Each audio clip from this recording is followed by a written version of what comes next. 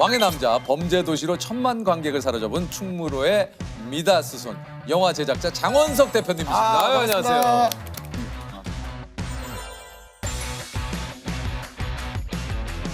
소개 좀 해주시죠.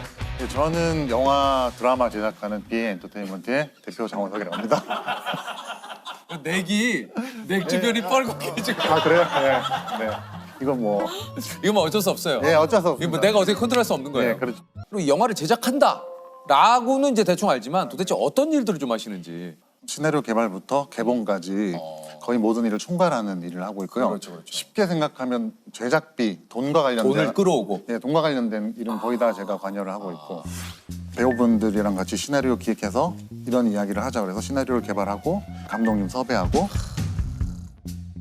주인공을 어떤 분으로 할까 거기까지를 패키징이라고 하거든요. 보통 패키징을 하고 나면 이제 투자를 유치하고 나면은 스텝진들을 어떻게 구성하고 개봉 일정 정해서 개봉하는 뭐 그런 일을 하고 있습니다.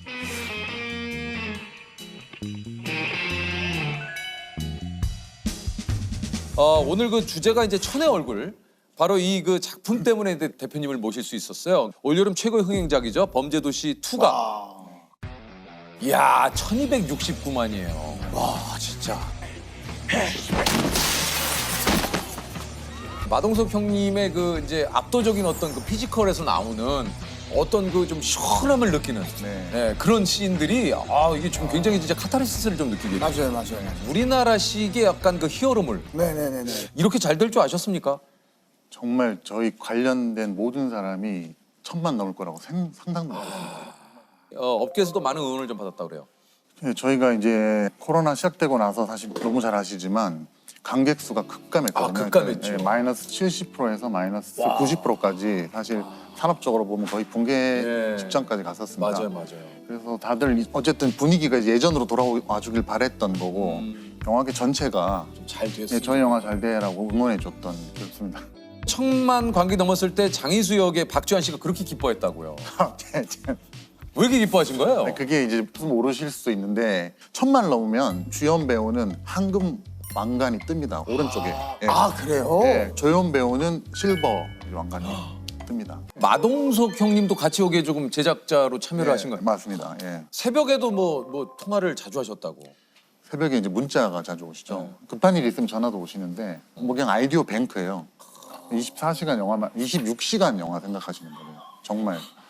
그러다 보니까 새벽에 막 생각나면 이렇게 하자 저렇게 하자 다음 진행을 이렇게 하자 저렇게 하자 이런 얘기를. 진짜 아이디어가. 근데 이제 진짜. 이런 것들이 이제 흥행이 잘 되면은 이제 사실 미담으로 도는데 네. 이게 좀 흥행이 이게 좀 뭐 성적이 좀 좋지 않으면 이런 것들이 또 괴롭히는 스타일이 아니에요.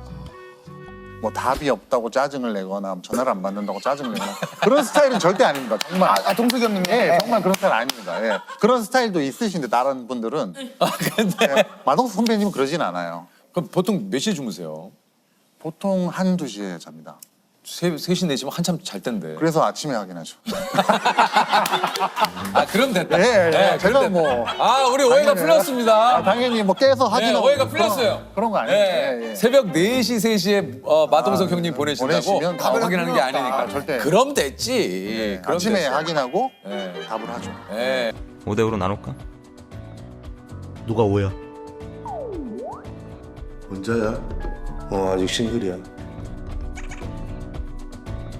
어떤 대사가 지금도 3편 촬영 중인데 이게 지금 기사화가 됐나요, 3편이? 3편 기사가 4편도 기사가 되고 그래요? 예. 그러면 3편 촬영 중에 있어요. 근데 빌런 역할로 누가 됐는지도 지금. 이준혁 씨랑 아오키 무네타카라고 이제 일본 배우랑 아니 이게 이제 제작한 영화 중에 신의 한 수라고 생각하는 캐스팅이 있다면은 이 편에서 또 강혜상 역할에 손석구 씨도 예. 업계에서도 그런 평가를 해주시고요. 손석구 씨도 대표님 추천으로 이제 그 캐스팅이 되신 거라고요. 네. 근데 사운딩을 하니까 라이징 한다고 하더라고요.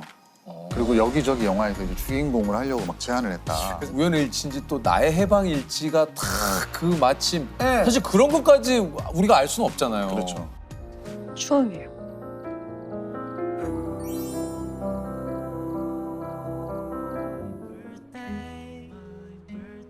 잘생기지 않았냐? 나 이제 추앙 잘하지 않냐?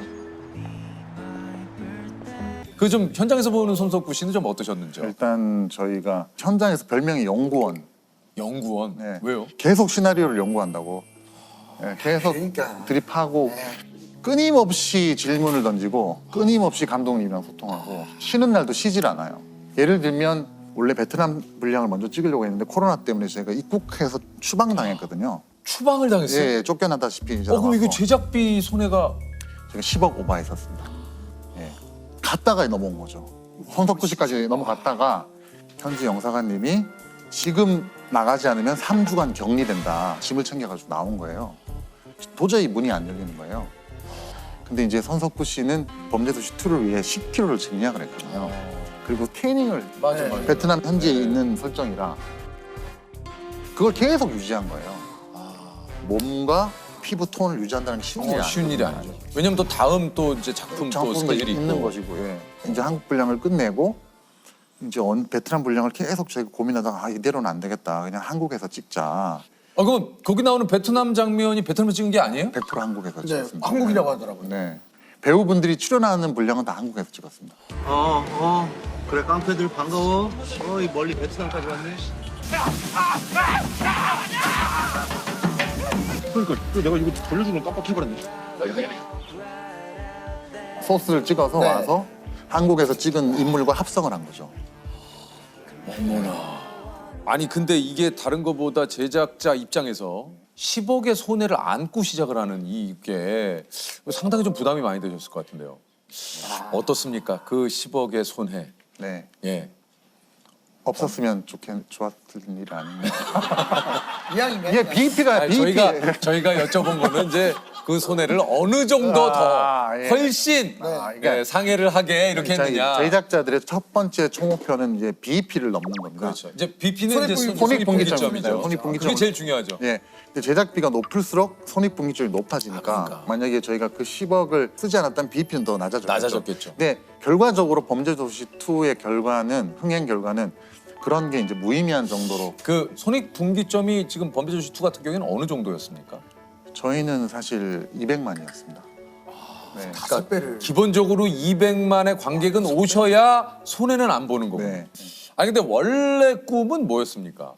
저 원래는 어렸을 때부터 영화 보는 걸 너무 좋아해가지고 영화 감독이 꿈이었습니다. 예. 학교도 그쪽으로 지원을 하신 건가요? 예, 중앙대 영화학과 고5학번이에요. 진짜 중앙대 연극영화학과를 나오셨네요. 예, 연극학과 영화학과 나뉘어져 있는데 저는 영화학과 영화학과를. 그때부터 영화 일을 시작하신 거예요. 학교 다니던 중에 저희가 현장에 투입될 어떤 기회가 생겨서 96년에 이제 박봉건 가출 사건이라는 영화 제작부 막내를 하면서 드디어 이제 영화계 본격적으로 발을 네, 들여놓으시고. 그렇습니다. 뭐 2학년 때 그렇게 되셨고. 저도 영화에 미쳐서 시작을 했죠. 예. 그때는 그 도제식이라고 해서 작품이 들어가야지 급여를 받았거든요. 작품이 들어가지 않으면 페이를 안 받았어요. 그 감독님 밑에서 연출부 생활을 해도 밥은 주는데 페이를 주지 않았어요. 임금을 주지 않았어요. 그래서 그렇게 작품 몇 작품이 엎어지다 보니까 너무 힘들더라고요. 타글세라고 하잖아요. 10만 원, 월 10만 원 내는 방에서 굶지 않으면 된다고 생각했어요. 굶지만 않으면 내가 하고 싶은 일을 할 거야 이런 생각을 했어요. 대표님 이름이 이제 본격적으로 알려지게 된 건 어떤 작품입니까? 제가 왕의 남자 제작 실장을 했는데 그때는 진짜 실장님. 네, 27살에. 네 그렇습니다. 야 이게 또 기방에만 있다. 이렇게 높은 곳에 올라와 보니 아랫도리가 다 시원하구나. 광대로 다시 만나 제대로 한번 맞춰보자.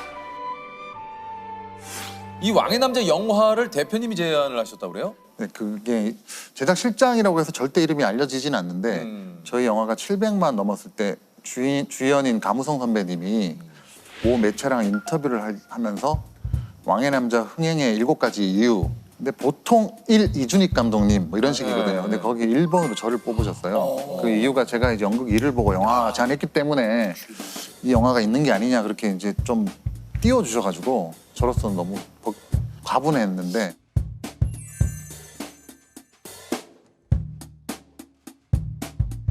장원석 제작 실장 이렇게 해가지고 대단하시네. 그때 이제 충무로 장원석이 누구야 이러면서 좀 제 이름이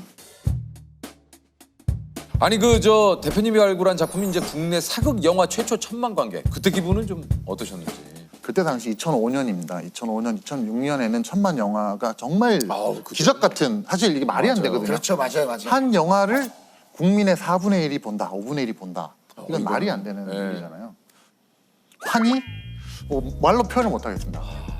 저도 주요 멤버로서 다음에 저런 경험을 하고 싶다. 그 뒤로 제가 이제 빠르게 제작자가 돼서 그로부터 4년 동안 계속 제작 준비만 제작 준비를 하죠. 네.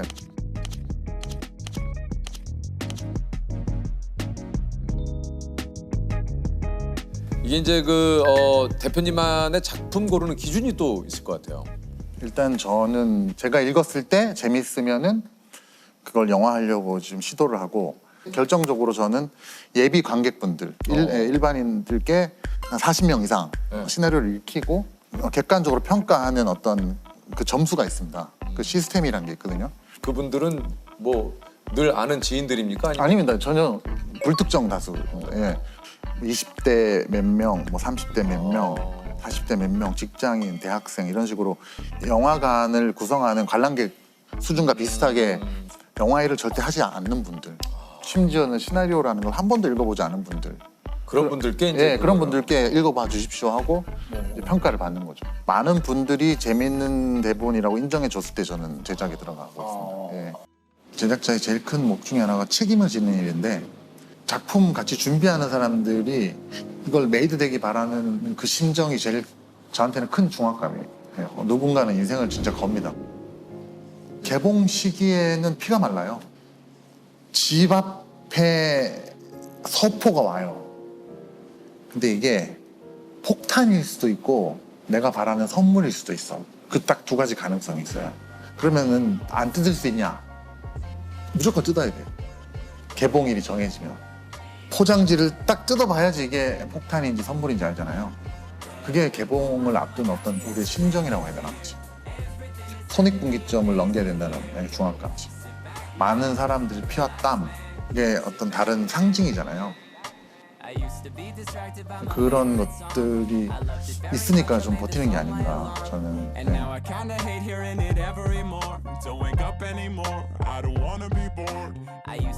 이런 압박과 어떤 스트레스를 좀 본인만이 견뎌낼 수 있는 노하우들이 좀 있습니까? 어떻습니까? 그런 생각에 계속 빠져 있으면 이제 뭐도 할 수 없기 때문에 그렇죠.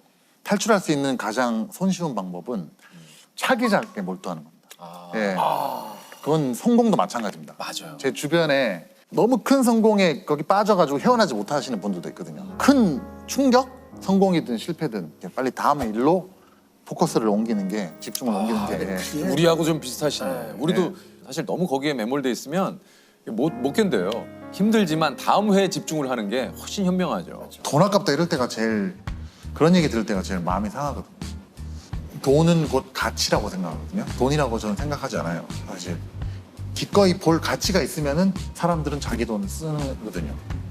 그 똑같은 그 값어치만큼 제가 이제 돌려줄 때, 그 순간이 이제 제작자로서 첫 번째 이제 책무를 다하는 거라고 저는 생각하거든요. 이거 볼만하지 않냐? 뭐 또 보자, 뭐 추천하고 이런 거 있잖아요. 그거는 기꺼이 그 뒤에 관객분들이 가치를 획득한 거니까, 네. 관객분들이 보시고 만족하는 영화, 돈이 아깝지 않는 영화, 그런 영화를 만들고 싶습니다.